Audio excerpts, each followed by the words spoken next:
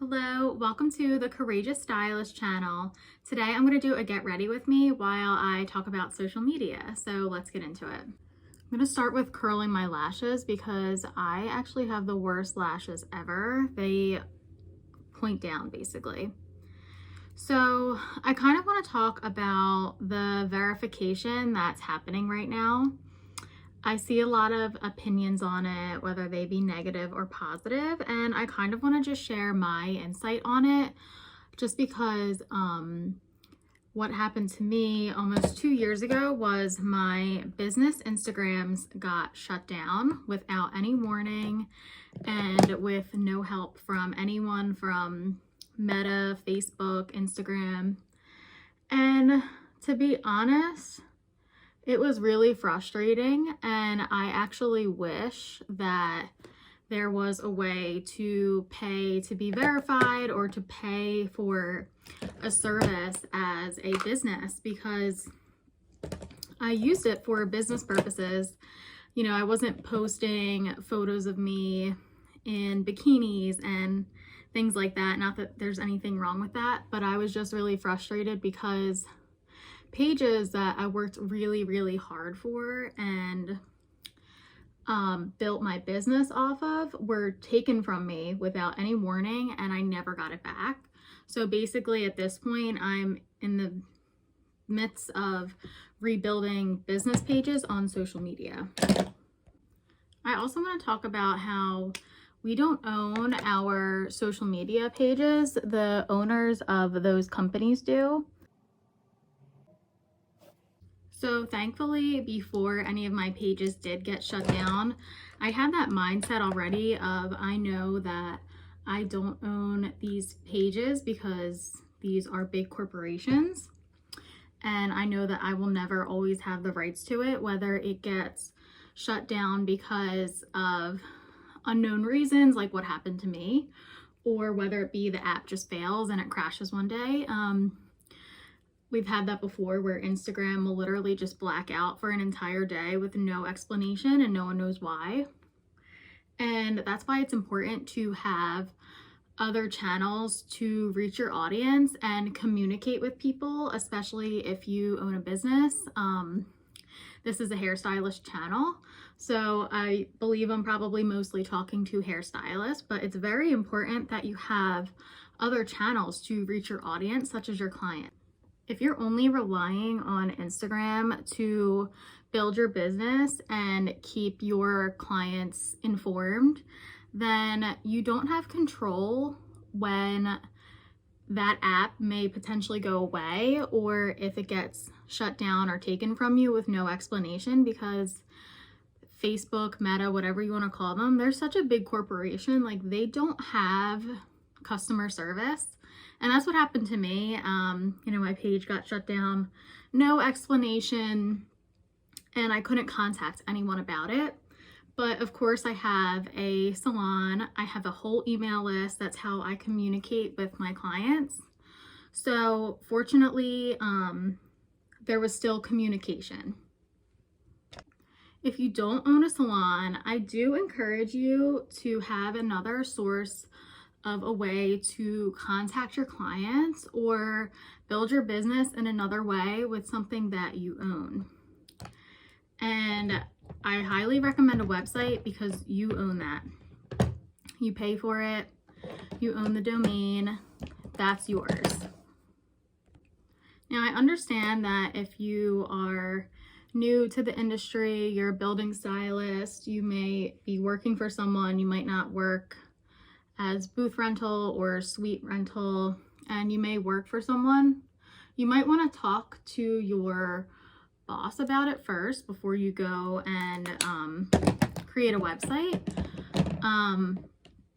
Because number one, you might not need one, because if you're not at the point where you're really necessarily ready to handle your own clients, but you know, make sure that, you know, maybe your salon most likely has a website, and that's a way for clients to reach out to you.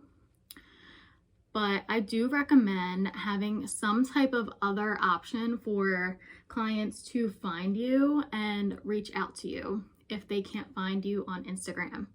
because I don't know if you guys are feeling this way, but I just feel so cringe on Instagram. Like, it was such a big platform for me for so long, and now it's like, ew. And I don't even really know like how to describe it, but it just gives me the ick, honestly. So with that, my Instagram being shut down, when I made a new one, it took me a while to make a new one just because I just was so defeated, and just honestly now have a different relationship with Instagram. I feel like I would like to get the verification if I can, and honestly, I wouldn't mind paying for it if it meant that I could save my business pages that I work really hard for and, you know, building a business on. If that means that it would save my page from getting hacked by whatever, then I 100% would pay for it. And I've been hearing a lot of people have these like strong opinions on it as like, oh, like anyone's gonna pay to get verified, and it's not the same. If people are just paying to get verified, it doesn't mean they're actually verified.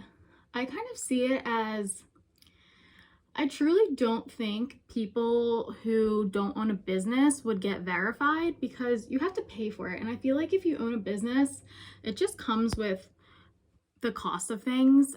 For me, that would just be a business expense. And that's just like, okay, this is something that I have to pay for to protect my business, just like I have to pay for my website and business insurance and anything else.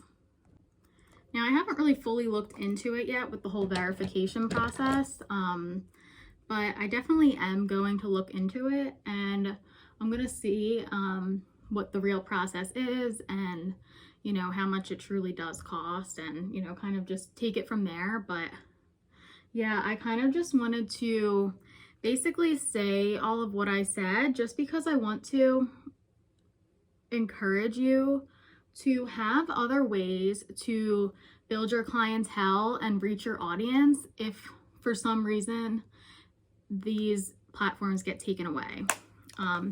Instagram, TikTok, like we just don't have control over that.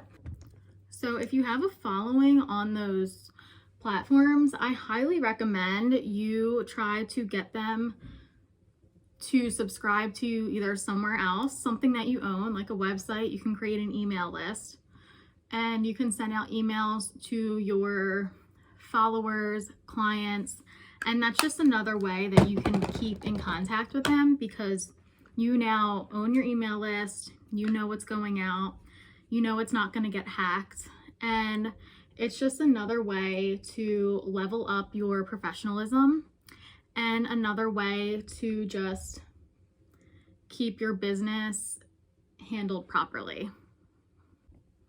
Losing my Instagram was honestly so devastating and so heartbreaking because I had it since 2012 when Instagram came out. I was a senior in high school, and I had so many memories on there. I basically had that page when I started cosmetology school. So imagine all of the photos that I had on there of me working on new clients and building my clientele and building my audience on there, and it was just gone and I'll never get it back. And it's just really frustrating. So I am grateful that I did have a website and I had other channels for my audience, but it was still really frustrating. I'm sure I have a lot of those photos backed up somewhere else, like on a computer or something, but I basically just wanted to say that you do need to have your things backed up and kind of just have other channels for your audience.